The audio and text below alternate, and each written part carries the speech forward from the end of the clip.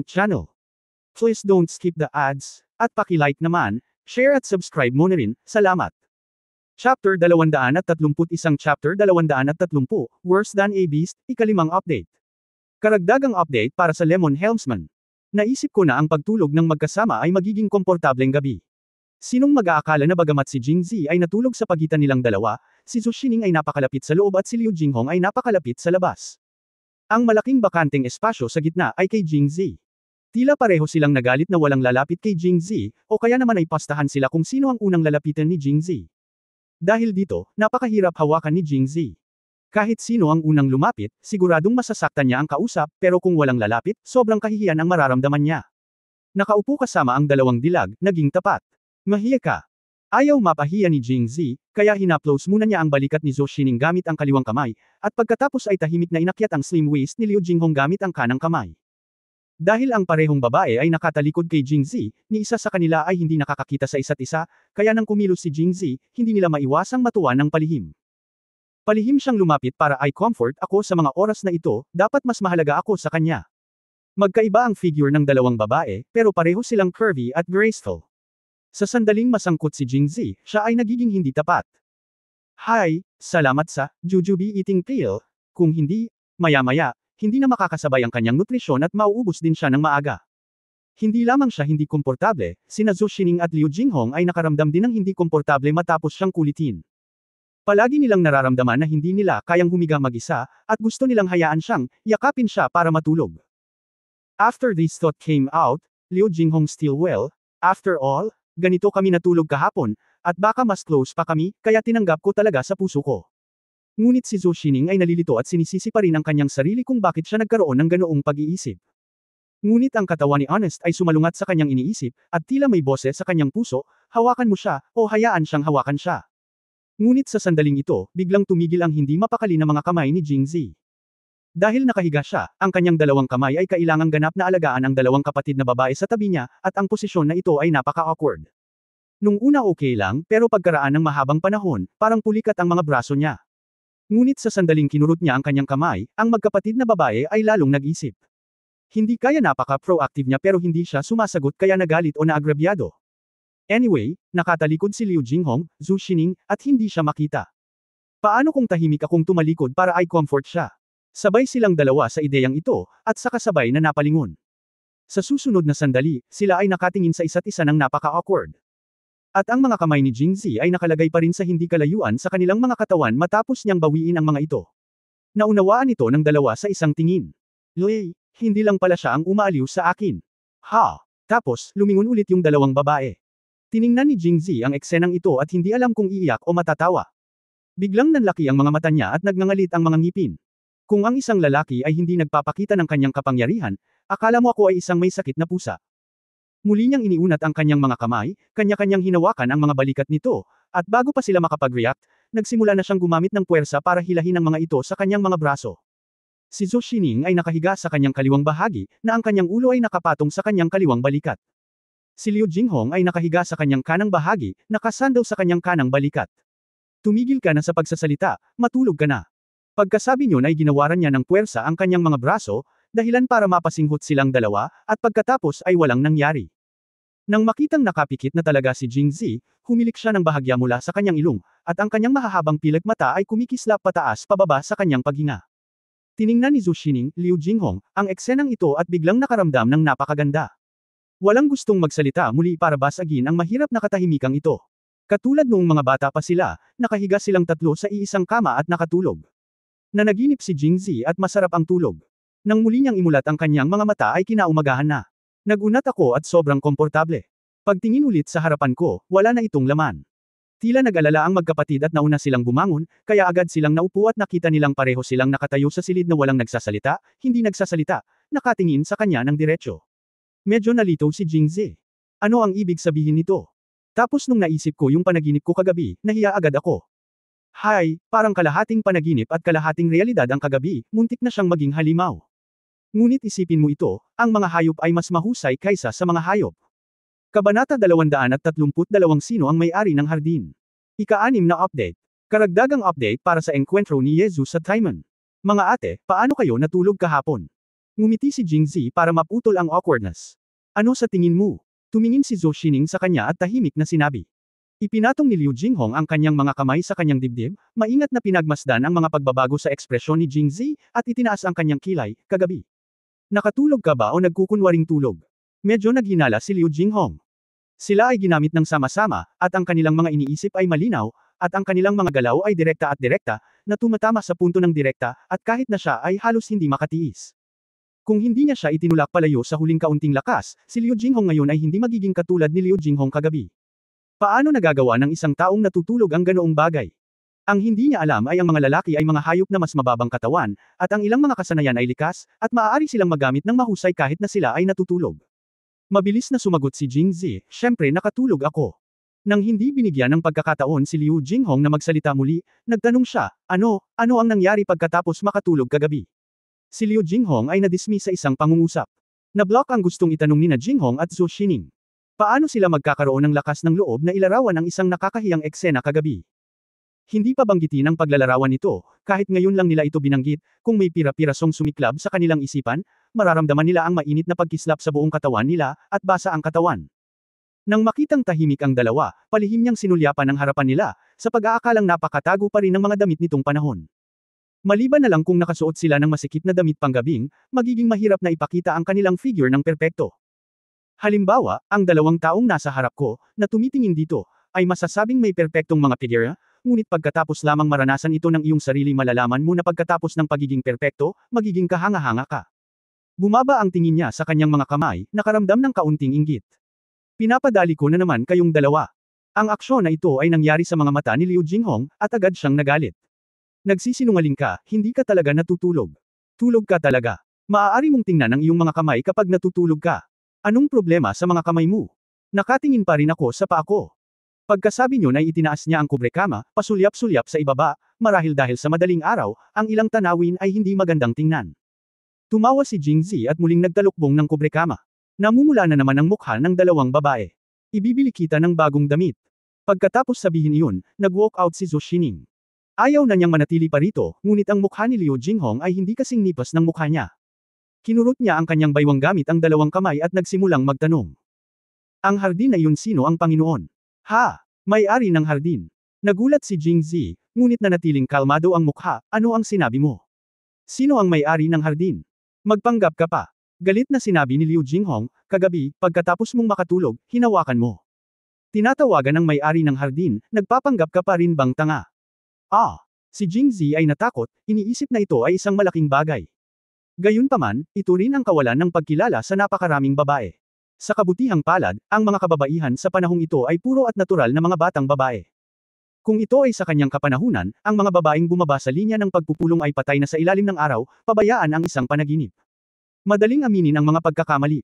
Tila na kung talagang gusto nating magbukas ng isang harem sa hinaharap, ang tanging paraan upang malutas ang problemang ito ay ang pag-isahin ng mga pangalan, halimbawa, tawagan silang lahat na, baby, upang hindi lumitaw ang problemang ito.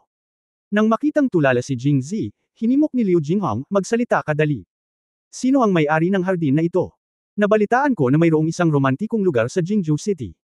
Nang marinig ni Jingzi ang mga salitang, Fengyu Place, siya nang nagulat siya, naisip niyang may natuklasan si Liu Jinghong, ngunit pagkatapos pag-isipan ito ng mabuti, napagtanto niya na ang Waxian Garden ay isang napaka-eleganteng lugar, paano ito magiging isang romantikong lugar?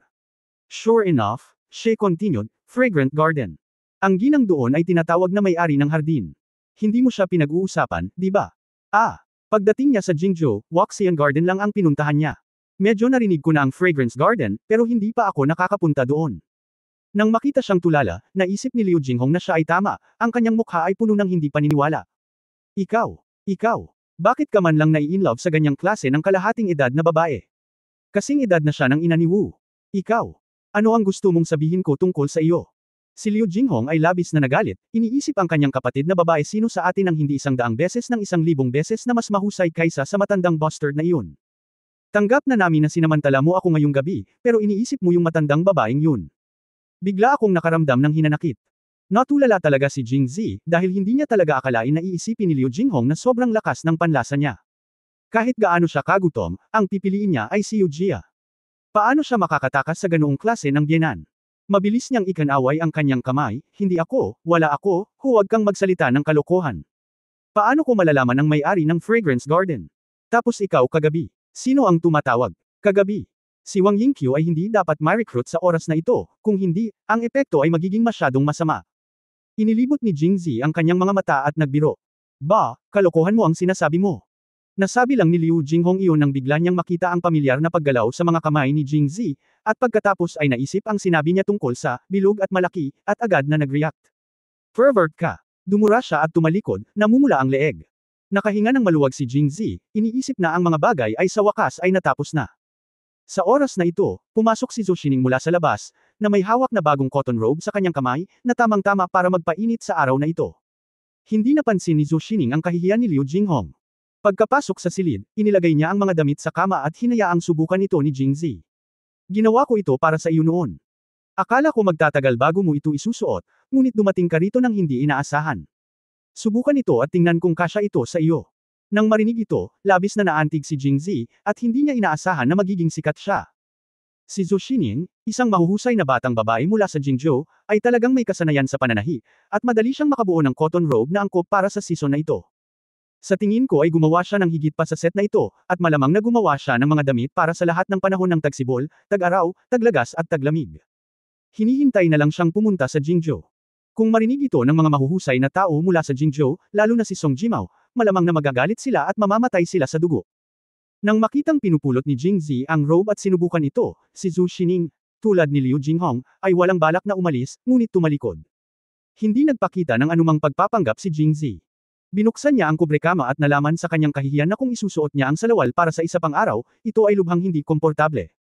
Pero nakatayo lang ang magkapatid na naghihintay, oy, wala silang choice kundi isuot ito. Matapos habarin ang kanyang pantulog at ilabas ang bagong damit, nagulat siya nang makitang may malalaswang damit at pantalon sa roba. Sa muling pagtingin sa likod ni Zhou Xining, tahimik na namula ang matandang mukha ni Jingzi. Tila ang taong hawak niya kagabi ay si Zhou Xining. Kung hindi, paano niya malalaman kung paano dalhin ang kanyang damit na panloob? Chapter 233 Kapatid ko rin siya, First Update. Pinalitan mo na ba? Tanong ni Zhou Xining. Okay. Pagkatapos ay lumingon si Zhou Xining at nakita si Jingzi na nakasuot ng damit na ginawa niya na akma at maayos, kasing amo ng Jade, tulad ng isang gwapong binata, at ang mga sulok ng kanyang bibig ay tumaas ng walang malay. Napakahusay ng pagkakayari ng pangalawang kapatid na babae. Ang damit na ito ay hindi lamang angkop na angkop, ngunit napakaganda rin ng hitsura. Ang pinakamahalaga ay ang pangalawang kapatid na babae ang nagtahi nito mismo. Oy, kahit na marumi ito sa hinaharap, hindi kakayanin ni Zier na palitan ito. Ang bibig ni Jingzi na si Zhou Xining ay palaging napakatamis. Matapos marinig ito, mas lalo pang ngumiti si Zhou Xining at sinabing habang tumatawa, ikaw lang ang sweet. Pero hindi mo kailangang mag-atubili. Nagpagawa ako ng maraming damit para sa iyo sa bahay. Gusto ko lang munang kumuha kagabi. Bibigyan kita ng isa para subukan. Kung kasya, palitan lang at hugasan ng madalas kapag madumi na. Katulad noong bata ako, ang pangalawang kapatid ko ang maghuhugas para sa iyo. Si Liu Jinghong na katabi niya ay napaawang ang kanyang mga labi pagkatapos marinig ito, iniisip na siya ay mananahi ng isa. Anong nangyari sa damit? Marunong din akong gumawa ng armas. Sa hinaharap, itayo siya ng isang bahay na puno ng mga espada, at hayaan siyang magpalit ng isa araw-araw. Hindi ba ito ay mas uso kaysa sa iyong mga damit? Hindi alam ni Jingzi ang kakilakilabot na iniisip ni Liu Jinghong. Nang marinig niya si Zhou Xining na nag-uusap tungkol sa paglalaban ng damit, tahimik niyang inabot sa kubrekama ang kasuotang panloob at ang pantulog na pinalitan niya, sa takot na makita niya ito. Awkward. Ang eksenang ito ay nangyari na napanood ni Zhou Xining. Lumapit siya at sinabing, ano ang ginagawa mo sa maruruming damit na ito na nakalagay sa ilalim ng kubrekama? Ilabas mo ito sa akin, at lalaban ka ni Second Sister para sa iyo mamaya. Ito. Hinawakan ni Jingzi ang kanyang ilong, medyo napahiya, Second Sister, this is better. Ako na lang maghugas. Hindi. Ito ang dapat gawin ni ate.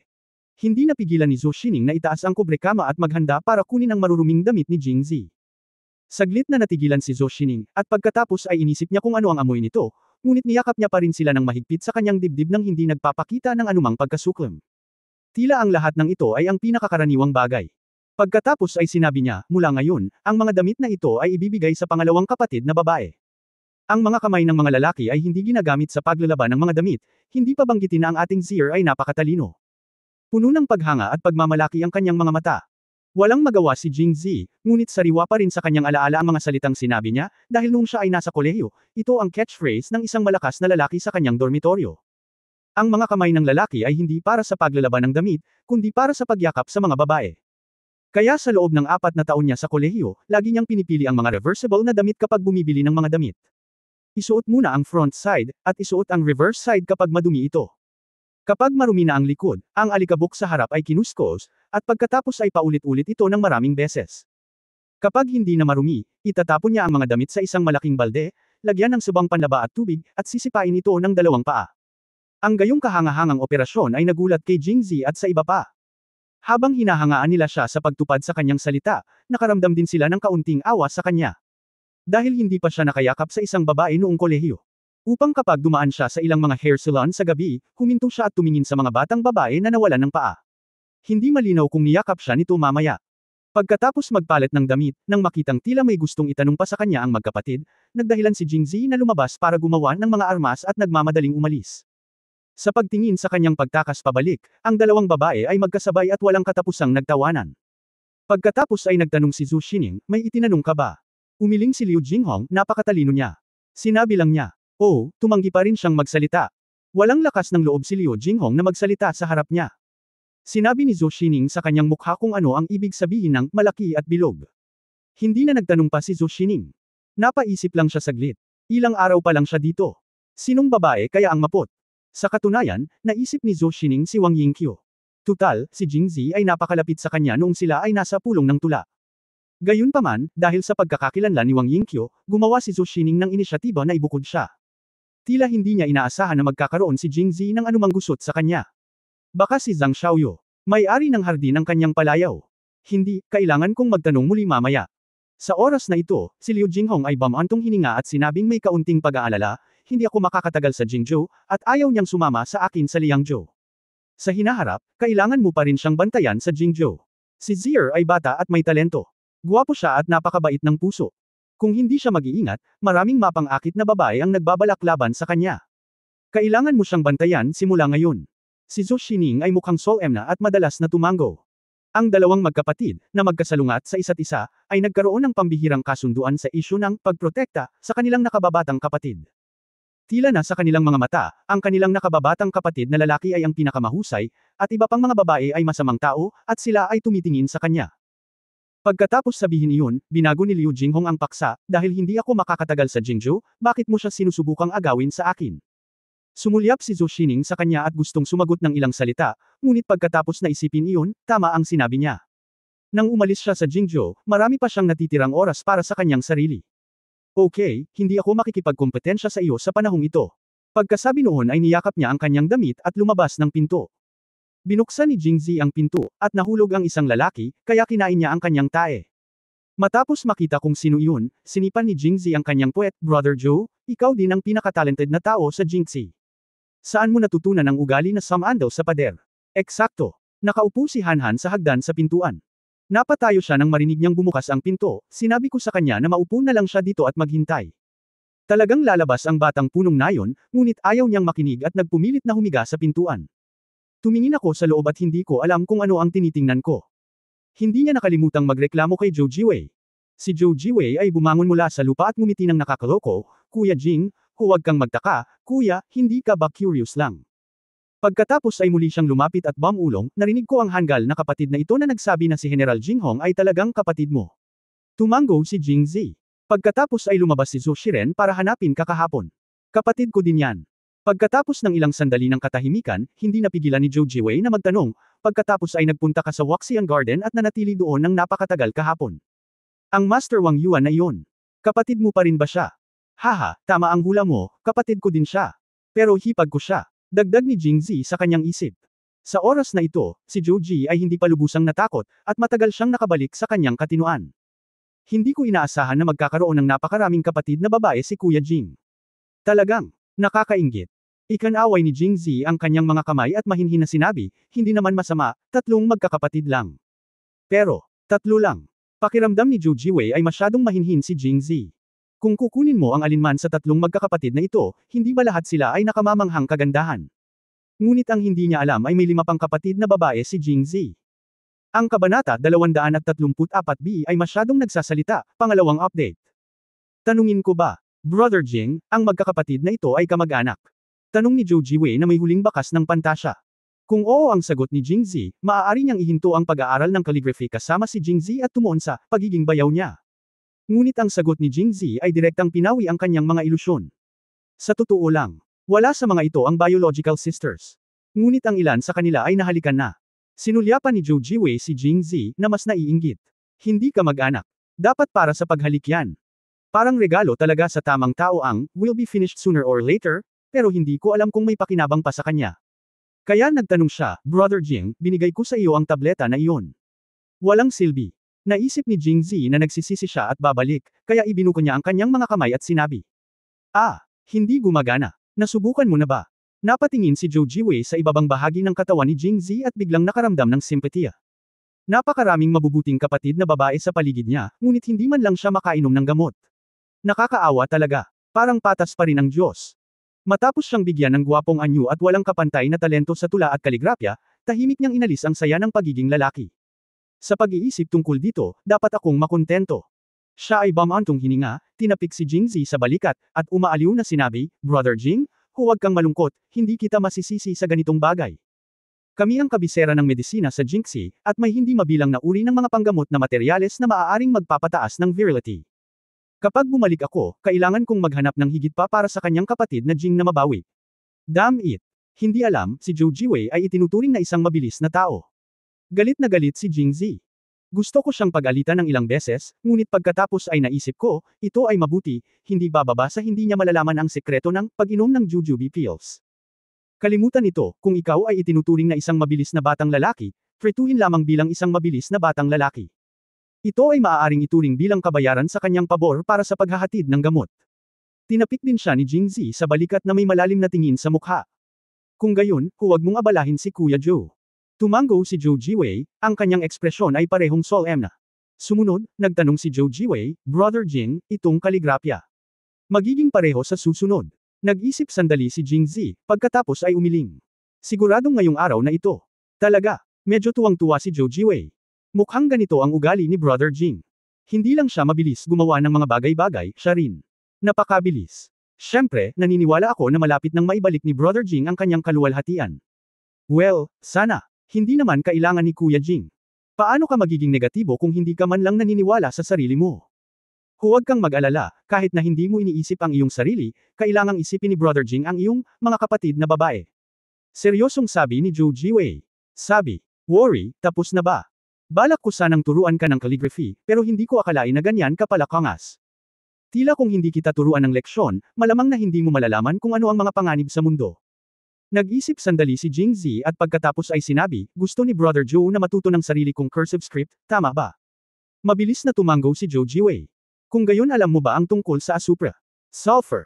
Natigilan sandali si Zhou Jiwei, at pagkatapos ay buong pagmamalaking sinabi, tayo sa Jingxi ay tinatawag na kabisera ng medisina, at ang asupra ay isang materyal na panggamot. Siyempre alam ko. Ngunit bakit ito tinatanong ni Brother Jing?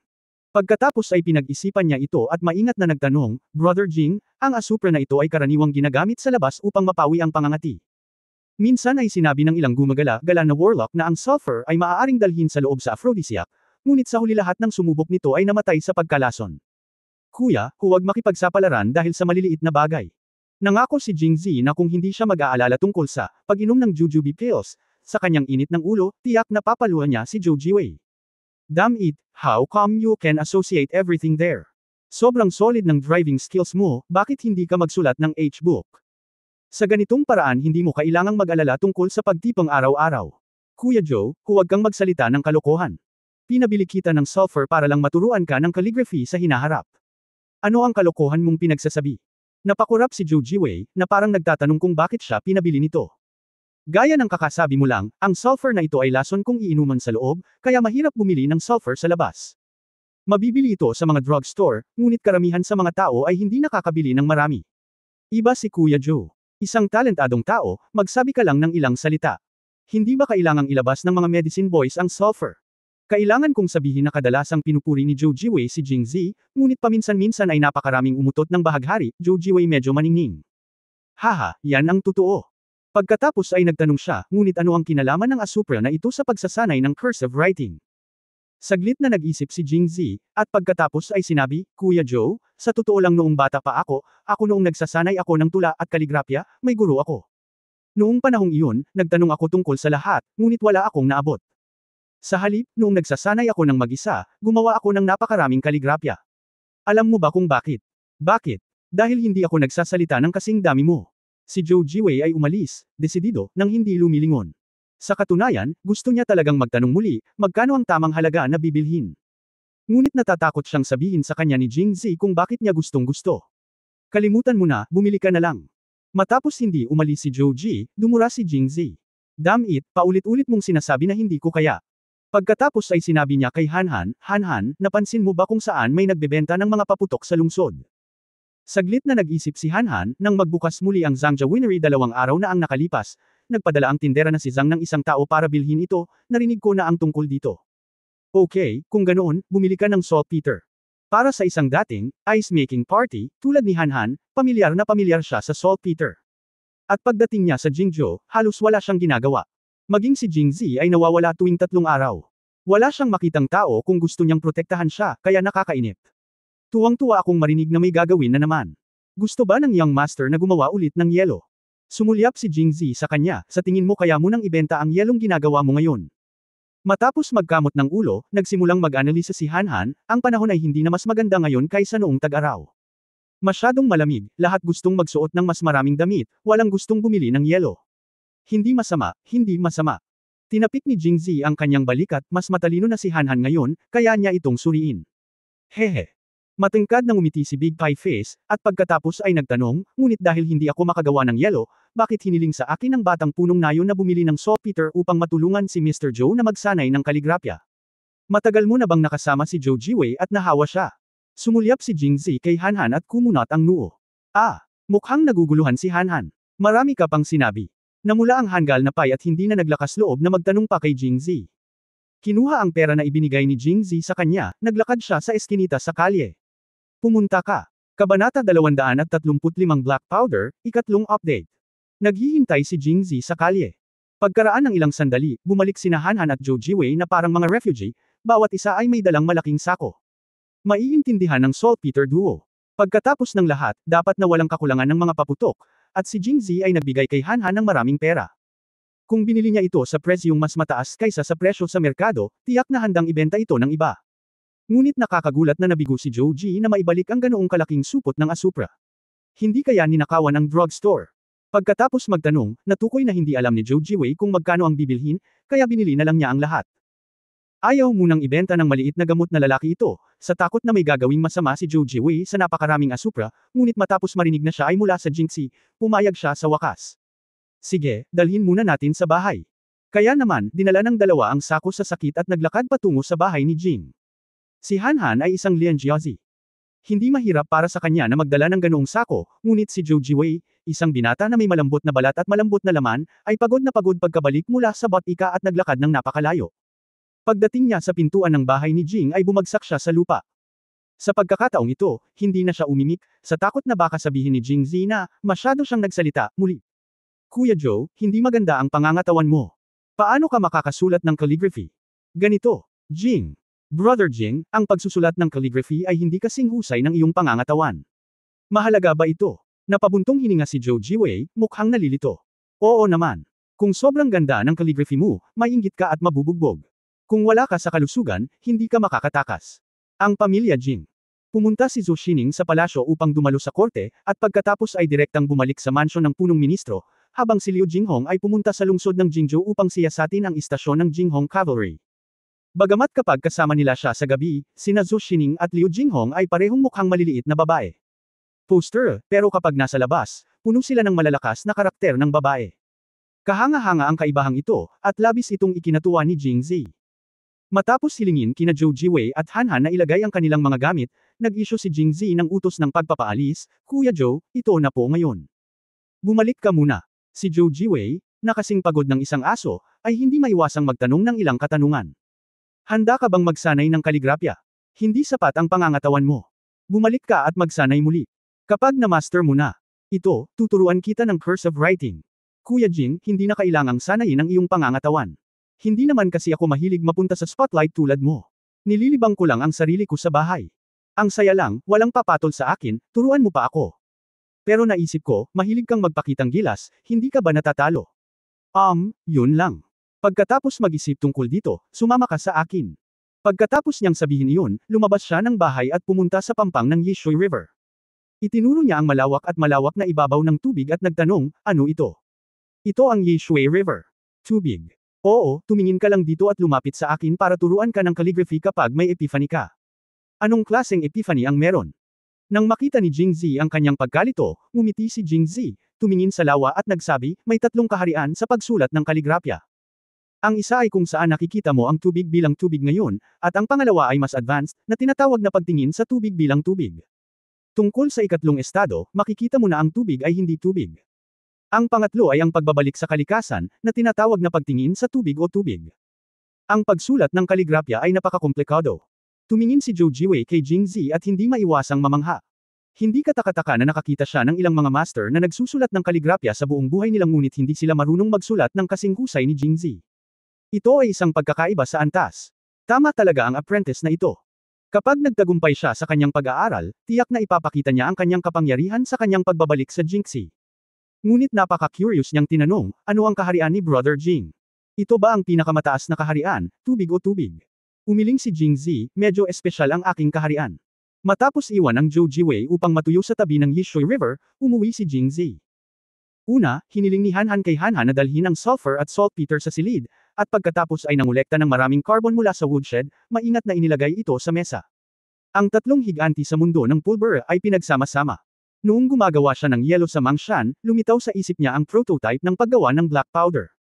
Ang kanyang unang ideya ay gumawa ng ilang itim na pulbura at iwanan ito kay Luli. Ang malaking kapangyarihan ng itim na pulbura ay nagpapahintulot sa kanya na panatilihin ito bilang isang backup, at hindi na niya kailangang mag-alala tungkol sa pamahalaan na nakapaligid sa Mang Mountain. Gayunpaman, nang dumating si Su Mochen sa ibang pagkakataon, ang pamilya ni Lin Wenyao ay dumanas ng isang kakilakilabot na kapalaran. Kinansela din ng bagong hinirang na prefect ang pagtugis ng lahat sa Mangshan, kaya natigil ang planong paggawa ng black powder.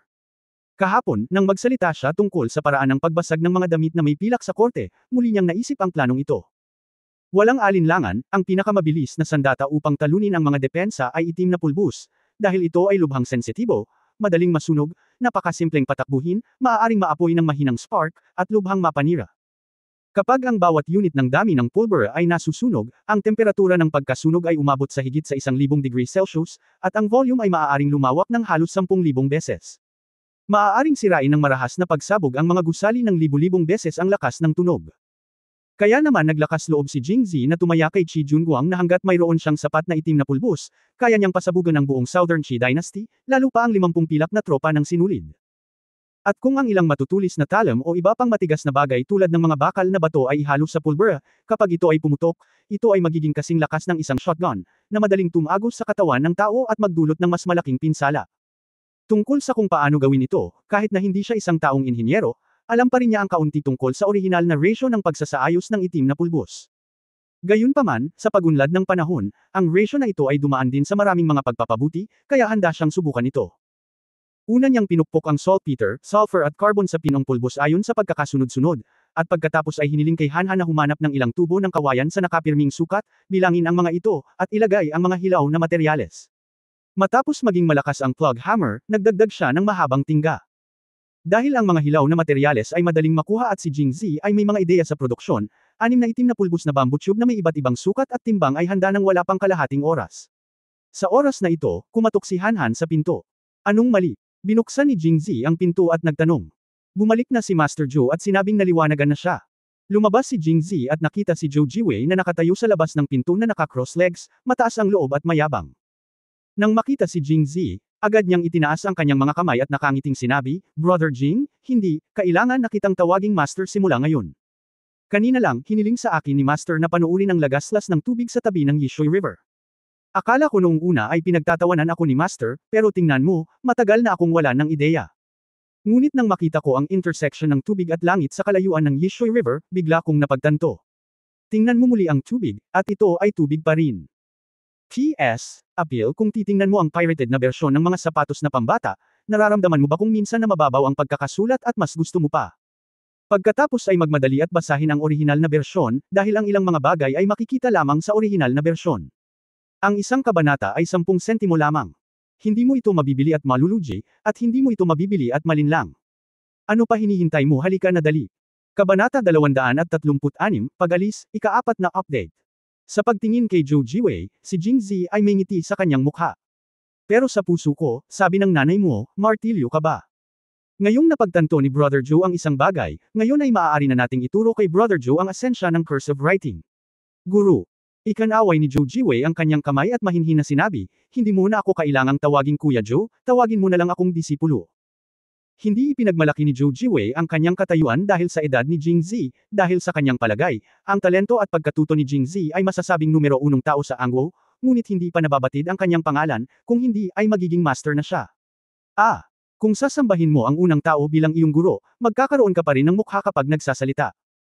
Ang pinakamahalagang bagay ay ang paghusga sa hitsura ni Jingzi, wala siyang interes na tanggapin siya bilang isang disipulo.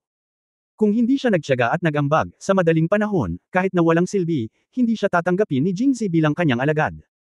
Sa makatuwid, ang kanyang kasalukuyang katayuan ay medyo espesyal din. Hindi lamang siya ang unang disipulo ni Jingzi, ngunit malamang na isang saradong disipulo ni Jingzi. Ang isang tao ay gumaganap ng dalawang papel, kung gaano ito kaaya-aya. Hindi, ang pagtawag sa iyo ng isang disipulo ay isang bibig. Tinatawag mo lamang ang iyong sarili na matanda. Ngunit kung gusto mo, maaari tayong maghiwalay ng landas. Tawag mo sa akin Master, at tinatawag kitang Kuya Joe. Kapatid na Joe, si Master ay nagsimula ng magturo sa iyo. Mabilis na tumango si Zhou Jiwei.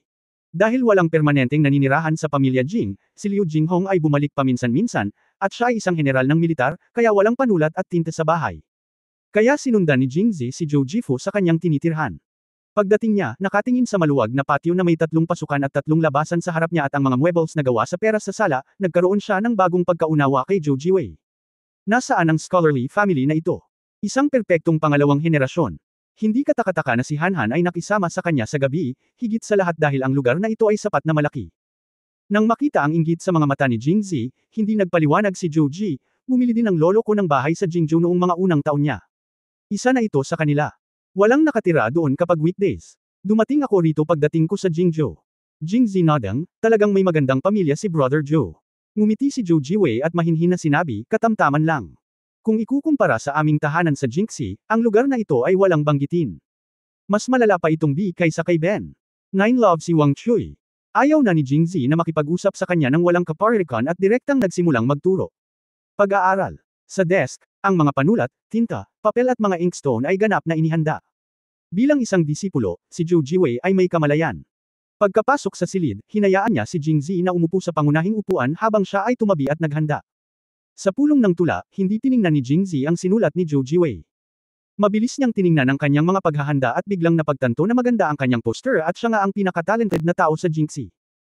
Nakita kong ginagamit niya ang kanyang pulso upang iangat ang panulat, ipinasok si Mao Feng sa cartridge ng tinta, at pagkatapos niyang mapuno ito ng tinta, dahan-dahan niyang inilabas ito, hinahawakan ito ng paalang gamit ang 2 kamay, naghihintay kay Jingzi na kunin ang panulat at magsulat. Ngumiti si Jingzi at nagsimulang magsulat. Silkworm ulo at lunok buntot, lahat tapos sa isang go. Medyo natigilan din si Zhou Jiwei sa gilid, oo naman, ito ang estilo ng lahat. Muling tinitigan ang tula sa rice paper, bagamat napaka-scroll pa rin ay makikilala na. Biglang nagkaroon ng biglang hangin at kidlat, at may lumilipad na mga bulaklak at nagkalat na nyebe. Isang malamig na unggoy ang umiinom ng tubig at pinagpag ang mga lantang baging, at isang malakas na lalaki ang nagtaas ng kanyang kilay na parang matibay na bakal. Anong tula? Hindi napigilan ni Zhou Jiwei na sabihin. Ang tula na ito ay sumasaklaw sa lahat ng mga pangunahing punto ng pagsasanay ng cursive script, lalo na ang dinamika, kinis, pagkakaiba-iba, ritmo at espiritu. Kung nais mong magsulat ng magandang cursive script, ang 5 puntong ito ay kailangang-kailangan. Bagamat hindi naging guro si Jingzi, ngunit bago ako matuto ng kaligrafya at pagkopya ng mga copybook, sistematikong naunawaan ko ang mga pangunahing punto ng pagsulat ng iba't ibang kaligrafya. Sa oras na ito, napag-usapan ko lang ang tungkol sa kaalaman sa aklat-aralin mula sa memorya. Paulit-ulit na tumango si Zhou Ji bago niya natapos ang pakikinig, ngunit hindi niya maiwasang magtanong, Guro, maaari mo bang ipaliwanag ng detalyado ang 5 puntong ito? Ang batayan ng pagsulat ng cursive script ay ang pagsasama-sama ng galaw at katahimikan. Kung walang galaw, walang cursive, na dinamiko. Ang cursive script ay hindi dapat maging stagnant. Doon, ang pinakamahalagang bagay sa kagandahan, ay para sa kinis. Kung sa iba't ibang at ritmo, ito ay nangangahulugan na ang pagsulat ng cursive script ay hindi dapat na nakadikit sa isang pattern, ito ay dapat na nakasulat mula sa puso, at ito ay may sariling konsepto, at ang pinakamahalagang panahon ay may sariling konsepto. Ang pinakamahirap na antas ay hindi magagawa ng ilang tao sa buong buhay nila, kaya dapat mayroon kang ilang intensyon bago magsulat ng cursive script. Naiintindihan. Tumango si Zhou Jiwei, kalahating naiintindihan. Oo, naiintindihan ko. Naiintindihan. Sa oras na ito, si Jingzi ay natigilan. Dinaanan ko na lang ang teaching material ayon sa text. Kabisado man ito ng buong klase, madami pa rin ang hindi makaintindi, at sa huli ay maaari na lamang nilang kopyahin ito para maramdaman ito. Talagang sinabi niya na naiintindihan niya. Mukhang hindi tapat ang lalaking ito na si Zhou Jiwei. Masyadong walang kabuluhan at takot sa kahihiyan, magtanong ka lang at maiintindihan mo. Kaya gusto ni Jingzi na gawing mahirap ang mga bagay para sa kanya. Ngayong naiintindihan mo na, pagkatapos ay subukan mo ito. Hindi tumanggi si Zhou Jiwei, kinuha ang panulat, tumayo roon, ipinikit ang kanyang mga mata, seryoso ang kanyang ekspresyon, na parang nag-iisip. Medyo magaling magbihis ang lalaking ito, kaya normal lang sa kanya ang pagiging amo niya. Bigla niyang binuksan ang kanyang mga mata at nagsimulang magsulat sa isang iglap, at pagkatapos ay tapos na ang pagsulat sa isang iglap. Ibinaba ni Jingzi ang kanyang ulo upang tumingin at natigilan sandali. Talaga bang? Talento ito. Maganda ang kaligrapya ni Jingzi, higit sa lahat dahil ang kaligrapyang isinusulat niya ay walang kapantay na kaligrapya na naipasa sa maraming dinastiya, at hindi pa lumitaw sa panahong ito, kaya't ito ay nagpapamangha sa mga tao. Bilangin ang kanyang nakaraang buhay, siya ay talagang ako ay nagsasanay sa pagkabata sa halos 20 taon. Ngunit ito ang unang pagkakataong sumulat ng cursive script si Zhou Jiwei, at isang beses lang siya hinayaan ni Jingzi na basahin ito at sinabihan siya ng isang beses, ngunit ang mga salitang isinulat niya ay medyo katulad na ng iba, kaya napabuntong hininga ang mga tao. Mukhang marami siyang pagkakatulad sa akin. Hindi siya nagyayabang, ang galing niya talaga. Nang makitang natigilan si Jingzi, medyo kinabahan si Zhou Jiwei, Guru, okay ba ang sulat na ito? Hindi okay. Huminga ng malalim si Jingzi, at pagkatapos ay nagsabi, ang galing. Binabati kita sa iyong pagtatapos. Oo. Saglit na natigilan si Zhou Jiwei, ngunit agad siyang nag-react, ngunit walang labis na pagtataka sa kanyang mukha, kundi pagkagulat. Huwag muna akong pakialaman master, hindi pa ako nakakapagsimula, bakit natapos na? Ang pagsulat ng kaligrapya ay tungkol sa kalikasan, tulad ng hiniling ko sa iyo na makita ang Yishoy ngayon. Kapag nagkaroon ka na ng kaliwanagan, mayroon kang kaliwanagan. Intindihin mo na lang. Self-taught ng walang guro, hindi banggiti na mayroon kang master na gagabay sa iyo, at ang iyong pangunawa, maaari ka nang maging isang guro. Hindi pwede kung walang guro, dahil kung itutuloy niya ang pagtuturo, malantad siya bilang isang master na kalahating puso. Pagkatapos ay kinuha niya ang panulat at sumulat ng 3 copybook na magkakasunod. Matapos matuyo ang mga ito, iniabot niya ang mga ito kay Zhou Jiwei, ngayong naunawaan mo na, ang natitirang oras ay ang mag-isip pa at magsanay, manggopya ng madalas, at magdagdag ng higit pa sa iyong sariling mga ideya at insight. Sa paglipas ng panahon, tiyak na malalampasan ko ang aking Panginoon. Pagkasabi nito, naramdaman ni Jingzi na mayroon na siyang karunungan sa kanya. Siyempre, iba siya sa mga susunod na henerasyon na may hawak na mga hirenggilya o mops habang nakatikip ang kanilang mga mata sa papel na bigas. Mayroon pa ring pagkakaiba sa pagitan ng isang grupo ng mga peking master. Kabanata 237 Terra na sa kalsada dali. Ang ikalimang update ay tungkol sa Porphyry Stars Helmsman. Dahil sa maikling bilis ng pag-alis, medyo natakot si Zhou Jiwei. Ngunit nang marinig niya ang aliw ni Jingzi, gumaan ang pakiramdam niya. Lalo na ang pagtingin sa mga salitang katatapos ko lang isulat, bagamat may agwat pa rin kumpara kay Jingzi, sa pagpapahalaga, mayroon na akong mga kondisyon para magpakitang gilas sa mga major poetry conference. At lalo niyang hinangaan si Jingzi. Noong nasa bahay siya nitong mga araw, sinubukan niyang kopyahin ang cursive script na isinulat ni Jingzi sa pulong ng tula sa pamamagitan ng kanyang mga alaala, ngunit sa huli, nabigo siyang gumuhit ng tigre sa halip na isang aso, nakakilakilabot. Ang tagumpay ngayon ay malapit na nauugnay sa patnubay ni Jingzi, kaya taos-puso akong yumuko. Guro, mangyaring sundin ang iyong mga tagubilin. Biglang, tila may naisip muli si Zhou Jiwei, siya nga pala, Guro, hiniling mo sa akin na bumili ng napakaraming sulfur kaninang umaga, at sinabi mong may kaugnayan ito sa pagsasanay ng kaligrapya. Bakit? Hindi mo pa ako tinuruan kung paano gamitin ito. Nag-isip sandali si Jingzi at sinabing, alam mo ba kung ano ang maaaring maging epekto ng sulfur kung iniinom sa loob? Mukhang nakakapagtanggal ng pagtatae. Oo. Pinalakpakan niya ang kanyang mga kamay at sinabing, kung mahuhusay mo ang cursive writing sa hinaharap, tiyak na sisikat ka sa Jingzi. Ang dami ng taong bibisita sa iyo ay magiging parang crucian carp na tumatawid sa ilog. Magkakaroon ng hindi mabilang na mga pagkain at mga party ng alak na haharapin araw-araw. Kung mas marami kang kinakain, mas marami kang inumin. Madaling kumakalam at hindi komportable ang tiyan, kaya napakabisa ng pag-inom ng sulfur. Ang ganitong uri ng kakaibang loika ay hindi naririnig ng lahat, ngunit dahil si Jingzi ang nagsabi nito, hindi siya nagdududa, naisip niya. Nung binasa ko, parang puno ng pilosopiya ang pakiramdam ko. Pagkatapos ay gumawa siya ng mga hinuha, ayon kay Master, hindi ba't gagana rin ang mga gamot tulad ng croton at rhubarb? Madalas na tumanggaw si Jingzi, maaari mo akong turuan. Si Zhou Jiwei, na pinuri ni Jingzi, ay medyo nagmamalaki, ngunit nagpapakita din ng dampi ng kalungkutan. Master, dahil sinabi mo na hindi ko na kailangan pang mag-aral, oras na para magpaalam kay Master. Ha? Gusto mong umalis? So soon? Medyo nagulat si Jingzi. Oo, ako ay orihinal na pumunta sa Jingzhou sa isang kapritsyo, ngunit ang aking pamilya ay hindi pumayag. Ako ay nanatili doon ng 12-dosenang mga araw. Ilang araw na ang nakalipas, ang aking pamilya ay nagpadala ng isang sulat na nagsasabing may nangyari sa bahay at hiniling sa akin na bumalik kaagad. Dahil nag-aalala ako na hindi pa ako nakakapag-set out dahil natutunan ko ang calligraphy ni Master. Gusto ko lang bumalik at mag-practice ng higit pa, kaya't ako ay umalis. Bago matapos magsalita si Joji, nakaramdam siya ng kaunting lungkot, na parabang nagkaroon na siya ng damdamin para kay Jingzi sa loob lamang ng ilang araw. Matapos marinig ito, biglang napagtanto ni Jingzi kung bakit madalas siyang pinupuntahan ni Zhou Jiwei nitong mga nakaraang araw at nababalisa siya. Ito pala ay naghihintay na bumalik sa Jingzi, at bigla siyang nakaramdam ng kaunting pag-aatubili na pakawalan ang isang walang kwentang apprentice. Kinuha niya ang panulat at nagsimulang magsulat muli. Pagkatapos ng pagsusulat, tinapik niya ang kanyang balikat at nakangiting sinabi, ang mga tao ay may kagalakan at kalungkutan, paghihiwalay at muling pagsasama, at ang buwan ay lumulubog at nawawala. Ito ay isang mahirap na bagay noong sinaunang panahon. Ang salitang ito ay maaaring ituring bilang isang pamamaalam na talumpati na ibinigay ng aking Panginoon kay Brother Joe. Ito ang mga salita ni Jingjing. Ang sikat na, Shui Chao Song Tu, ni Ziyang. Alam mong wala kang nahanap na kayamanan, kaya iniligpit mong mabuti. Idinagdag ni Jingxi, nabalitaan ko lang na magandang lugar ito para ipanganak ang isang tulad ni Brother Joe.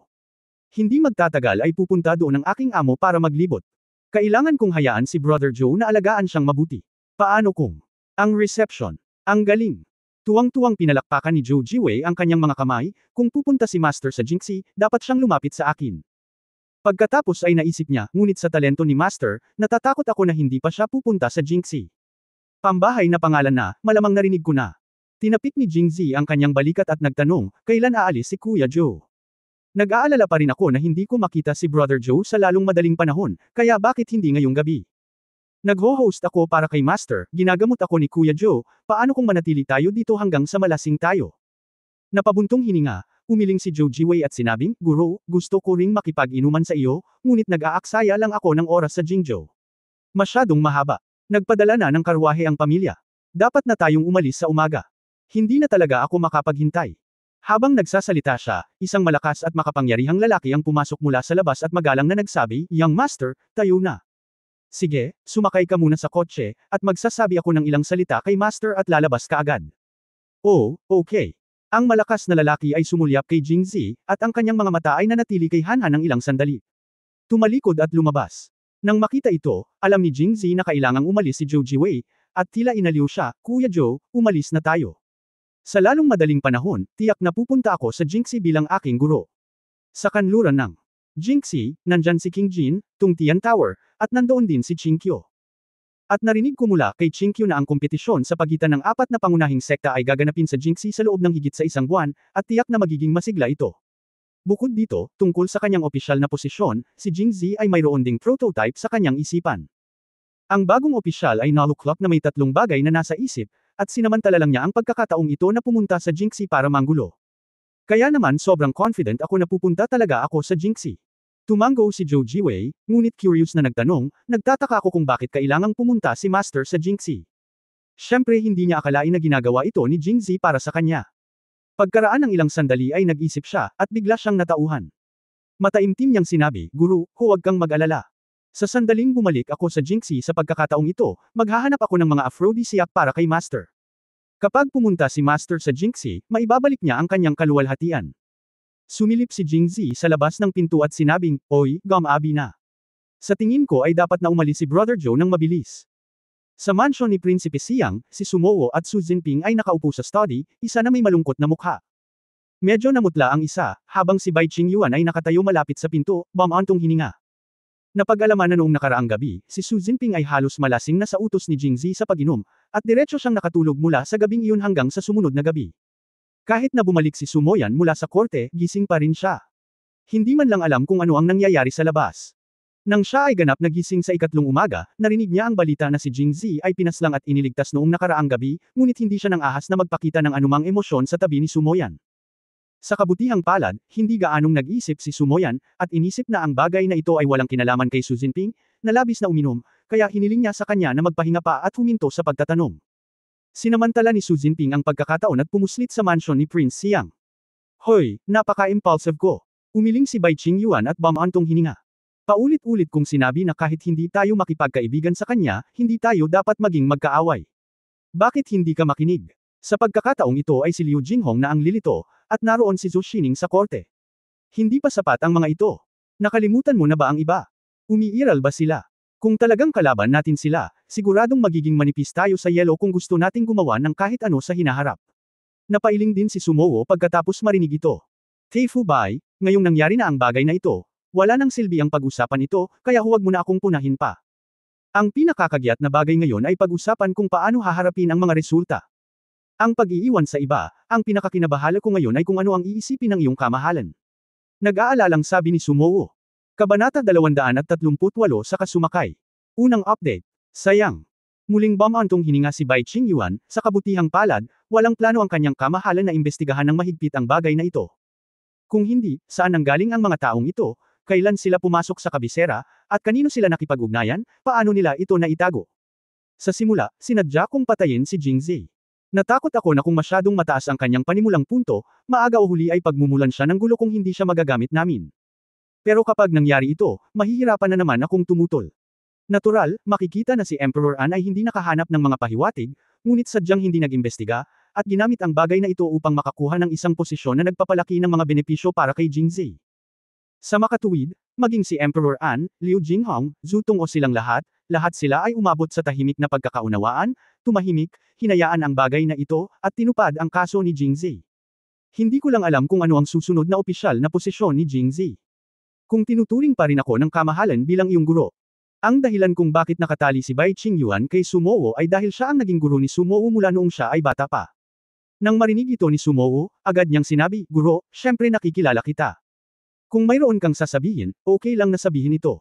Tumanggo si Bai Qingyuan at sinabing, "Susunod, susubukan ko ang aking makakaya, kahit na walang garantiya na gagawin ni Jingzi ang anuman. Hintayin ang posisyon, ngunit hindi niya hahayaang mas mataas ang kanyang opisyal na posisyon kaysa sa ikalimang ranggo." Ang pagiging mas mataas sa ikalimang ranggo ay ang mungkahi ni Zhu Tong kay Emperor An kahapon, at tila sumang-ayon si Emperor An sa huli. Dapat mong malaman na si Zhou Xining ang pinakatalentadong tao sa Jingzhou, at sa kabila ng lahat ng uri ng pambihirang promosyon, miyembro lang siya ng Zhongshush na nasa ikalimang ranggo. Ganun pa man, iba't ibang record na ang kanyang nabasag lalo na sa edad niya ngayon. Gaano kakilabot ang kanyang katayuan sa loob ng 10 o 20 taon? At kung ito ay higit sa ikalimang baitang, ang pinakamababang antas ay mula sa ika-4 na baitang. Ano ang konseptong ito? Sa Angwo, ang tunay na pangunahing linya ng paghahati para sa mga opisyal na posisyon ay ang ikalimang ranggo, at ang mga prefect ng bawat lungsod ay mula sa ika-4 na ranggo. Ang prefect ang namamahala sa mga tao ng isang lungsod at may tunay na kapangyarihan. Ang mga opisyal mula sa ika-4 na ranggo pataas ay karaniwang matataas na bilang na matatawag na mataas sa korte. Ang susi ay si Jingzi ay mas bata ng ilang taon kay Zhou Xining, at siya ay may napakalinaw na pag-iisip. Kung talagang ganoon kataas ang kanyang panimulang punto, ilang taon na lang ay mamumuno na siya. Nakakatakot lang isipin. Kaya dapat pigilan ni Bai Qingyuan ang ganitong uri ng bagay na mangyari anuman ang mangyari. Kung kailangan niya, hindi siya utol sa paggamit ng ilang hindi kinaugalian na paraan. Tumanggo si Sumowo, kailangang mag-alala ang guro sa lahat. Si Su Jinping sa tabi niya ay medyo hindi nasisiyahan, at tila bamulong sa mahinang boses, kailangan bang magkagulo? Kahit na mabaigo ang Dark Knight Angel, ang kanyang kinaroroonan ay hindi kailanman malalantad. Tumahimik ka. Sumigaw si Sumowo at tumingin sa kanya ng may pagkasuklam. Originally, lahat ng ito ay nangyari dahil sa kanya. Hindi niya ito sinisisi, ngunit hindi pa rin siya nagsisi. Paanong hindi siya magagalit? Hindi sapat ang magtagumpay ngunit madaling mabaigo. Sa tuwing gagawin mo ang isang bagay, sasabihin mong magiging matagumpay ito. Ilang beses ka na bang nagtagumpay? Tingnan ko, hindi mo ginagamit ang pangalan ko para sadyang humingi ng personal na paghihiganti, di ba? Si Haring Jin at ang pamilyang Jing naturally, ang maharlikang pamilya ay higit na nakakaalam tungkol sa kanilang relasyon kaysa sa iba. Si Sumowo ay hindi ganoon kagalit kay Jingzi noong una, at si Su Jinping ang nagudyok sa kanya. Ngayong naisip na niya ito, hindi na kailangan ng ganoong kalaking away. Kaya kailangan niyang maghinala. Kamahalan, hindi. Paliwanag ni Su Jinping. Tumahimik ka. Huwag ka nang magsabi ng kahit ano sa akin tungkol kay Jingzi. Nga pala, huwag ka nang pumunta sa mansyon ni Prince Siang. Bago lumabas ang insidente, nagkaroon na ng lamat sa alyansa ng dalawa. Nang makita ito ni Bai Qingyuan, mapait siyang ngumiti sa kanyang puso. Kung gusto ni Sumowo na magtagumpay, dapat siyang umasa kay Haring Jin at sa mga nakatagong puwersa sa likod niya. Paano niya mapapaalis si Su Jinping sa oras na ito? Your Highness, huwag kang magagalit. Hindi sinasadya ni Prinsipe Jin. Mag-ingat ka na lang sa hinaharap at huwag mo nang guluhin muli si Jingzi. Siya ay nasa kamusmusan pa lamang at walang anumang banta sa atin. Pagkatapos natin, ano ang gagawin natin? Paano natin siya haharapin? Si Bai Qingyuan ay kumilos bilang isang tagapamayapa at lumabas upang hikayatin siya. Hindi na nagsalita si Sumowo, sumangot lang siya ng malamig, itinaas ang kanyang manggas, pumasok sa loob ng bulwagan, at naglakad palayo. Prince Jin, galit lang ang kanyang kamahalan. Huwag mong seryosohin. Oo. Sumang-ayon si Su Jinping na may kalmadong ekspresyon. Teifu Bai, babalik muna ako. Nasa kalagitnaan ako ng bagyo kamakailan. Tama ang kamahalan, hindi muna ako makakapunta dito. Pagkatapos noon ay naglakad na siya palayo. Tumingin si Bai Qingyuan sa kanyang likuran at biglang nakaramdam ng pagkalungkot. Sa sandaling lumitaw ang mga bitek, tila hindi na sila magiging pareho muli. Hapon na nang pinaalis si Zhou Jiwei. Umuwi si Jingzi at nalaman na nakabalik na si Liu Jinghong, ngunit hindi nagpakita si Zhou Xining. Iniisip niya kung babalik pa ba siya sa gabi. Nang maisip niya si Zhou Xining, naisip niya ang panaginip na parehong totoo at mali kagabi, at hindi niya maiwasang makaramdam ng kaunting pananabik. Kung napakaraming kapatid na babae, hindi ba makakasabay ang nutrisyon? Ikalimang kapatid na babae, bumalik ako. Sa oras na ito, si Liu Jinghong ay nakatayo sa harap ng mesa, nakatitig sa ilang mga tubo ng kawayan na may mahabang lid sa mesa. Lumingon siya nang marinig ang boses ni Jingzi at nagtanong, ano ito? Ito ang sandata na sinasabi ko. Armas. Hindi talaga kayang pagsamahin ni Liu Jinghong ang 4 o 5 pulgadang haba ng bamboo tube na ito. Hindi ba masyadong bata kung itumbas ito sa sandata, lalo na sa sandata na makakabasag ng damit na may pilak na linya? Nang makita ang kanyang nagulat na ekspresyon, nagtanong si Jingzi, hindi ka ba naniniwala sa akin? Si Liu Jinghong ay tapat at tumango. Okay, pagkatapos ay kukunin ko ang 5th sister upang subukan ito. Ang 6 na bamboo tube na ito na naglalaman ng iba't ibang sukat ng itim na pulbura ay pawang mga eksperimentong produkto. Sa huli, ang tiyak na proporsyon na gagamitin ay kailangang masuri muli. Sinamantala ko lang ang pagkakataong ito para makita ito ni Liu Jinghong. Tingnan mo. Okay, saan tayo pupunta? Nang makita ang confident na mukha ni Jingzi, biglang naging interesado si Liu Jinghong. Subconsciously, lubos niyang inaasahan na ma-surprise siya ni Jingzi. Ikalimang kapatid na babae, alam mo ba kung mayroong anumang lugar sa loob o labas ng lungsod na liblib at partikular na bukas sa parehong oras? Saglit na nag-isip si Liu Jinghong, walang isa sa lungsod, ngunit may isang abandonadong sakahan ng kabayo sa kanluran sa labas ng lungsod. Nasa malayong lugar, at walang dumaan. Mga 4 o 5 milya lang ang layo mula sa gate ng lungsod. Gabi na, kaya kailangan nating sumakay. Isang kabayo. Naisip ni Jingzi, maaari niyang hawakan si Liu Jinghong at muling sumakay sa kabayo mamaya. Dati sinasamantala niya ito sa gabi, pero ngayon ay sa araw, parang mas exciting. Mukhang may advantage ang hindi makasakay ng kabayo. Nang sabihin ito ni Jingzi, tila may iniisip si Liu Jinghong, agad na namula ang kanyang magandang mukha, at palihim siyang dumura sa loob. Maaari siyang tumanggi, o maaari niyang piliin na sumakay sa isang karwahe, ngunit sa ilang kakaibang kombinasyon ng mga pangyayari, hindi niya ito ginawa at sa halip ay may sinabi. Okay. Tila sa kaibuturan ng aking puso, hinahanap-hanap ko rin ito. Chapter 239 na The Ferris Shock, ikalawang update. Nang mag-inspection siya sa istasyon ng Jinghong Cavalry sa lungsod, natural na kailangang magsuot ng formal na baluti si Liu Jinghong. Pag-uwi niya, pumasok siya sa kwarto ni Jingzi sa lalong madaling panahon. Nagkaroon ng oras upang magpalat ng baluti. Sa matinding hiling ni Jingzi, wala siyang choice kundi ang bumalik sa kanyang silid para magpalit ng armor, dahil sinabi ni Jingzi na maganda na siya at may transcendent na katayuan. Madali siyang makikilala kapag nagsuot siya ng suit of armor. Kapag sabay silang sumakay palabas, siguradong makikilala sila. Kinikilala ito ng mga tao. Walang pakialam si Liu Jinghong na maging intimate kay Jingzi, ngunit ayaw niyang husgahan siya ng mga tao.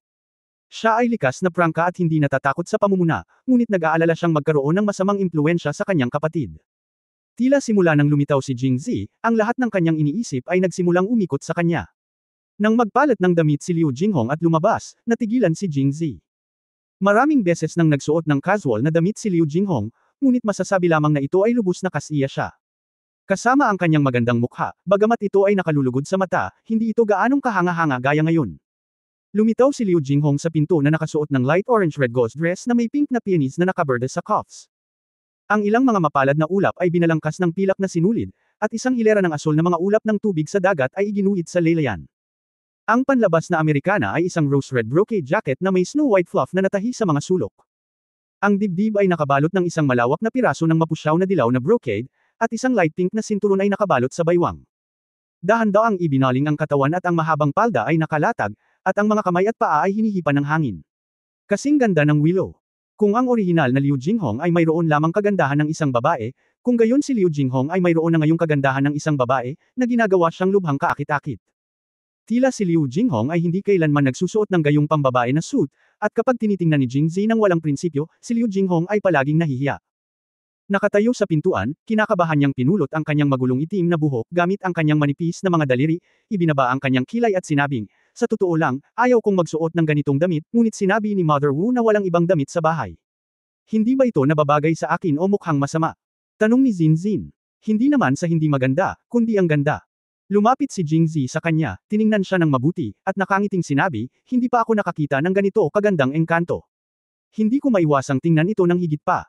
Si Liu Jinghong ay medyo nahihiya, inikot ang kanyang mga mata sa kanya, at dumura, alam kong katangahan ito, ngunit hindi ko alam kung gaano karaming babae ang sinabihan ko nito. Nagmamadaling nanumpa si Jingzi, paano ito posible? Sinabi ko ito sa fifth sister. Idinagdag niya sa kanyang isip ngayon. Ang depensa ni Liu Jinghong laban kay Jingzi ay 0, kaya hindi niya ito pinag-isipan at naniwala ito ng walang pasubali, at nakangiting sinabi, kung gayon, alis na tayo, malapit nang magdilim, at hindi tayo makakapasok sa gate ng lungsod. Ang Jingzhou ay hindi katulad ni Yongzhou. Ang oras ng pagbubukas at pagsasara ng gate ng lungsod dito ay naayos. Kung gabi na, kahit siya si General Jinghong, makapasok pa rin siya. Hindi pumupunta sa bayan. Pumunta muna sila sa Jinghong Cavalry Station para kunin ang mga kabayo. Marahil dahil nakasuot siya ng damit ng isang maliit na babae, si Liu Jinghong ay nahihiya na pumasok sa kampo at pinapasok lamang si Jingzi. Kilala ni Teniente General Wang De si Jingzi. Nang marinig niya na sila ni Liu Jinghong ay lalabas ng lungsod, orihinal niyang binalak na pamunuan ang 2 kabayo, ngunit nang marinig niya na si Jingzi ay hindi makakasakay ng kabayo, agad siyang natakot. Inakay niya ang isang kabayo palabas ng kampo at muling natigilan. Paano pa rin magiging kabayanihan at walang takot ang kanyang general gaya ng dati? Hindi nakakagulat na hindi siya nang ahas na pumasok sa kampo. Nang makita niyang sabay na umangkas sa kanilang mga kabayo ang 2, at hinawakan ni Liu Jinghong si Jingzi sa kanyang mga bisig at sumakay, bumilis ang tibok ng kanyang puso at matagal na siyang hindi kumalma. Bilang lalaki, kahit anong sakyan mo, ang sarap sa pakiramdam. Sa katunayan, orihinal na gustong umupo ni Jingzi at hawakan si Liu Jinghong sa kanyang mga braso. Kung tutuusin, bilang isang lalaki, kailangan mong gumawa ng inisyatiba, lalo na sa kalye. Kung makita siya ng mga tao na hawak siya ng isang babae, gaano man siya kakapal ang balat, sa huli ay mamumula siya. Ngunit hindi ginawa ni Liu Jinghong ang gusto niya. Hindi daw siya marunong sumakay ng kabayo, bakit sa likod siya umupo? Siya lamang ang may hahatid sa kanya palabas ng lungsod. Si Jingzi ay lihim na nanumpa sa kanyang puso na dahil hindi siya makumbinsi, matutulog na lang siya sa kanya. Ngunit hindi niya inaasahang napagtanto ang mga benepisyo ng pag-upo sa harap. Manipis at slim-fitting ang mahabang palda ni Liu Jinghong, at niyakap niya si Jingzi mula sa likod. Habang ang kabayo ay tumaas at bumaba, ang kanyang mga tainga at mga templo ay naglapat, na naging dahilan upang hindi niya mapigilan ang kanyang sarili. Tila nakaramdam din ng kaunting hiya si Liu Jinghong, at hindi niya maiwasang makaramdam ng inis. Tila hindi magandang bagay ang pagkakaroon ng magandang figure. Forget it, sino ba ang gumawa sa kanya ng nakababatang kapatid? Pagkababa ng kanyang kabayo, naglagay si Jingzi ng 3 itim na pulbos na tubo ng kawayan na may iba't ibang sukat sa lupa. Hahakbang na sana si Liu Jinghong para tingnan, ngunit itinulak niya ito pabalik at maingat na binalaan siya na huwag lumapit. Napakadelikado. Pinulot ni Liu Jinghong ang kanyang mga labi, hindi nahihiyang hampasin siya. Mayroon lamang 3 maliliit na tubo ng kawayan, ano ang maaaring mapanganib? Sumunod, pinagmamasdan niya mula sa malayo si Jingzi na naglabas ng fire stick at sinindihan ang 3 mahabang lead na natitira sa bamboo tube. Pagkatapos ay tumakbo siya na parang kuneho, tumatakbo ng kasing bilis ng paglipad. Nang makita ang eksenang ito, hindi napigilan ni Liu Jinghong na ipikit ang kanyang mga mata. Hoy, parang, may ideya ako. Bang! Isang mahinang tunog ang nagpabalik kay Liu Jinghong mula sa kanyang mga iniisip, at tinitigan niya ang kanyang harapan ng may pagkalito, ano ito? Bang! Boom! Kaagad pagkatapos, may dalawa pang putok sa bukas na espasyo sa unahan, isang bahagyang mas malakas na tunog, at isang malutong na dagandong na walang kabuluhan na umuugoy sa inabandunang Kerahan. Malinaw, ang epekto ng pagsabog ng huling pagsabog ay ang pinakamahusay. Hindi lang malakas ang tunog, diretso ring sumabog ang tubo ng kawayan at nagkalat sa ere. Agad na napuno ng malaking lugar ng itim na usok ang hangin, na medyo nakakatakot. Dahil alam na niya ito ng maaga, mukhang masaya si Jingzi nang makita niya ang eksenang ito at naisip niyang tapos na. At kailan ito nakita ni Liu Jinghong? Lalo na't ang huli ay talagang nagpasabog ng tubo ng kawayan sa mga piraso, na nagpangiti sa kanya mula tenga hanggang tenga sa gulat. Sa kanyang impresyon, walang ibang may ganoong kapangyarihan maliban kay Tian Lei. Ito, parang kulog. Haha, anong klaseng kulog ito? Tingnan mo ulit ito. Habang sinasabi niya iyon, inilabas ni Jingzi ang iba pang 3 tubo ng kawayan. Ang ratio ng paghahanda ng 3 bamboo tubes na ito ay eksaktong kapareho ng dati, ngunit ang halaga ay nadagdagan ng 5 beses. Ngayon ay gusto niyang makita kung gaano kalakas ang 5 beses ng dami ng itim na pulbos, at sa parehong oras ay i-verify ang ratio ngayon lang. Kaya, sinindihan ni Jingzi ang huling 3 tubo ng kawayan at mabilis na bumalik kay Liu Jinghong. Boom! Boom! Ang pinakamahusay na ikatlong tubo ng kawayan, pagkatapos magdagdag ng 5 beses ng dami ng itim na pulbos, ay mas malakas pa. Sa pagtingin sa eksenang ito, medyo nanginginig ang bibig ni Liu Jinghong. Isa lang ang pumasok sa isip ko. Kung ang tubo ng kawayan ay papalitan ng kasing laki ng garapon ng alak, gaano ito kalakas? Kabanata 240 ito ay palaging lalago, ikatlong update. Hindi magiging maramo si Jingzi sa pagtatago ng anuman sa kanyang kapatid, kaya sinabi niya kay Liu Jinghong ang mga prinsipyo at kapangyarihan ng black powder. Natahimik si Liu Jinghong matapos itong marinig, at kasabay nito ay medyo nag-alala siya. Zier, kapag lumabas na ang ganyang matalas na sandata, siguradong maraming magnanasa dito. Sigurado ka bang gusto mong malaman nilang lahat? Sinabi ni Jingzi, para sa kapakanan ng pangalawang kapatid na babae, walang ibang paraan. Pagkatapos ay idinagdag niya, maaga o huli, itim na pulbos hindi ito maaaring itago.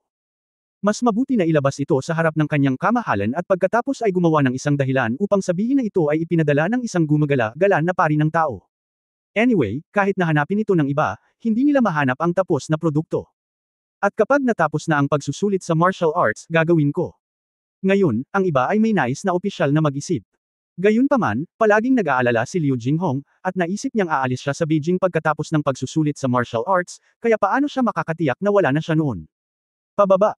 Pagkatapos mag-isip tungkol dito, sinabi niya, kung ganoon, dapat kang turuan ng fifth sister ng martial arts.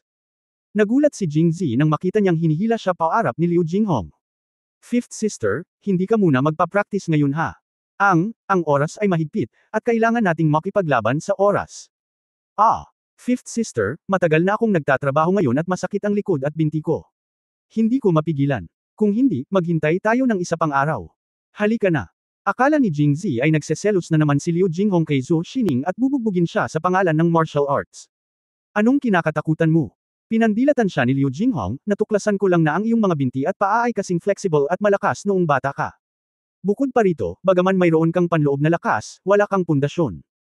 Kung nagsasanay ka ng iba pang kung fu, ikaw ay magiging mas mabagal pagkatapos ng lahat. Mas mabuting magsanay ng Qinggang. Qinggang. Nang marinig ito, naging mas masigla si Jingzi. Tila sa kanyang alaala, madalas siyang gumawa ng gulo noong siya ay bata pa. Nang bugbugin siya ng kanyang mga kapatid na babae, tumakbo siya ng napakabilis, at nang makatakas siya mula sa Mang Mountain ay napakabilis ng kanyang mga binti at paa. Kung ikukumpara sa pagiging tanga, hindi na kailangang sumuko ng sobra. Ito ba, talent? Okay, pagkatapos ay magsanay ng Qinggang. Sa totoo lang, nang makita niyang umaalis si Qingqiu sa kanyang kalooban, nainggit siya, at umaasa na balang araw ay makakalipad siya, at makakalipad din siya kasama ang kanyang babae. Tumango si Liu Jinghong, nagsimula siyang magturo ng mga formula, ngunit kay Jingzi, ang mga ito ay isa lamang makalangit na aklat. Magtago ng mabilis at lumipad, na mali-mali tulad ng isang Diyos. Kung ito ay gumagalaw ng hindi permanente, ito ay magiging ligtas kung ito ay nasa panganib. Kung ito ay mahirap na pumunta at huminto, kung ito ay umalis, ito ay babalik. Ako. Inulit ito ng maraming beses, at naalala ko ito, ngunit walang silbi na hindi maunawaan ito. Ikalimang kapatid na babae, mayroon bang mas mabilis na paraan? Nag-isip sandali si Liu Jinghong at tumango. Oo. Pagkatapos ay sumakay siya sa kanyang kabayo at tiningnan ang papalubog na araw na dahan-daang lumulubog sa silangang kalangitan at ang lumulubog na buwan na sumisikat sa kanluran, itinaas ang kanyang letigo at mahinang sumisigaw. Magmaneho. Si Jingzi sa likod niya ay mukhang nalilito. Ikalimang kapatid na babae. Anong nangyayari? Ayaw mo bang mag-shortcut? Tapos, tumakbo ka. Ang boses ni Liu Jinghong ay lumutang mula sa harapan, na tila may bahid ng kaunting pagmamataas at kagalakan. Halos samuka ng dugo si Jingzi. Anong uri ng shortcut ito? Ngunit padilim ng padilim ang langit, at walang balak na huminto si Liu Jinghong. Upang hindi makulong sa labas ng lungsod, walang paraan. Tumakbo, siyangsak. Sa simula, ginamit pa rin niya ang pinaka-primitive na paraan ng pagtakbo, pagod at mabagal. Habang tumatakbo siya, hindi niya namamalayan ang mga formula na iyon. Ano ang mahiwagang ay na, marahil dahil sa tulong ng panloob na puwersa, subtly, siya ay talagang ilang epiphany. Pabilis ng pabilis ang takbo niya, umangat ang mga takong niya sa lupa, at nakakalakad na siya ng mabilis sa isang tapik lang ng mga daliri niya. Hindi nagtagal bago niya nakita ang likod ni Liu Jinghong. Hindi na niya naabutan. Nakatayo si Liu Jinghong na naghihintay sa labas ng gate ng lungsod, nakaramdam ng kaunting emosyon nang makita niya na bagaman hinihingal si Jingzi, hindi siya nagulo. Tama ang nabasa ko. Hindi katakatakang tumakbo siya nang napakabilis noong siya ay binugbog noong bata pa siya. Talagang may talento si Zier sa pagsasanay ng Qinggang. Talaga? Tanong ni Jingzi pagkatapos ng huling hininga. Oo. Tumango si Liu Jinghong, paano mo nagagawang master ang kung fu ngayon? Nagsimula ka na. Mula ngayon, hanggat masigasig mong isagawa ang mga formula, hindi mo maaabot ang tuktok, ngunit wala kang problema sa pagprotekta sa iyong sarili. Jingzi matapos marinig ang biro. Ang ibig sabihin ng ikalimang kapatid na babae ay tumakas ka lang kapag nakatagpo ka ng panganib. Seryosong tumango si Liu Jinghong, oo, hanggat kaya mo pang mabuhay, ipaghihiganti ka ng mga kapatid ko pagdating ng panahon. Mukha siyang dominante, ngunit medyo namula si Jingzi. Sa paningin nila, siya pa rin ang nakababatang kapatid na gustong protektahan. Ngumiti si Jingzi at tumango, ngunit sumumpa siya sa kanyang puso. Lalakas ako. Nang gabing iyon, hindi dumating si Zhou Xining. Naisip ni Jingzi na walang makikipagkompetensya kay Liu Jinghong para matulog kasama niya, ngunit pumasok si Liu Jinghong sa silid at natulog ng mag-isa. Si Jingzi ay labis na nasaktan. Noong single ako, okay lang matulog mag-isa. Ngunit pagkatapos matikman si Wang Yingqiu, natulog siya kina Liu Jinghong o kina Liu Jinghong at Zhou Xining sa loob ng dalawang magkasunod na araw. Muli, nag-iisa siya sa isang bakanting silid. Biglang naramdaman ni Jingzi na mahaba ang gabi at wala siyang balak matulog, kaya hindi siya nakatulog buong gabi. Mabuti. Kinaumagahan, nang makita si Jingzi na may mga mata na panda, nagtatakang nagtanong si Liu Jinghong, bakit, hindi ka ba nakatulog ng maayos? Napakunot ng noo si Jingzi at hindi sumagot.